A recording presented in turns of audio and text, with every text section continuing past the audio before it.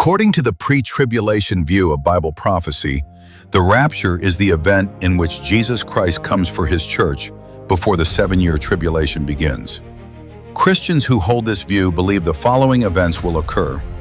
1. Jesus will descend from heaven.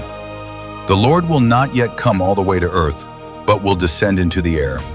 For the Lord himself shall descend from heaven with a shout, with the voice of the archangel, and with the trump of God. 1 Thessalonians 4:16, KJV. 2. Believers who have died will be resurrected. Christians who have died, the dead in Christ, will be raised first with glorified, immortal bodies. And the dead in Christ shall rise first. 1 Thessalonians 4:16. This fulfills the promise of resurrection.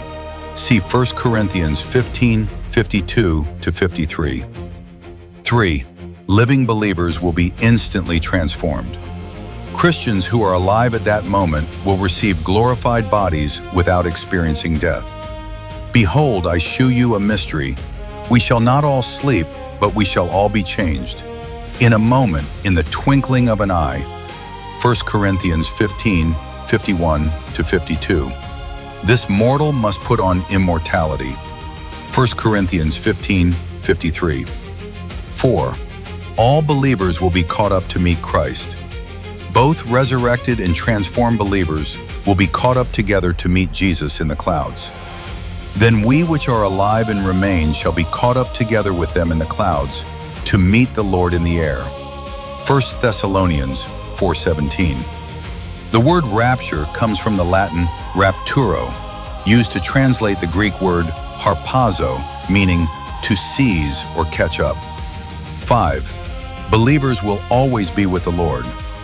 From that point on, believers will never be separated from Christ. And so shall we ever be with the Lord. 1 Thessalonians 4:17. 6. The church is delivered from God's coming wrath.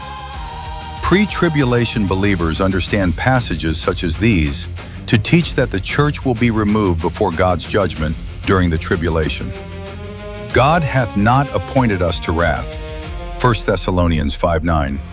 Jesus delivered us from the wrath to come. 1 Thessalonians 1:10.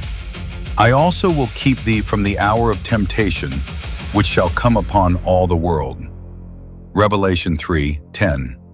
7. The tribulation begins on earth.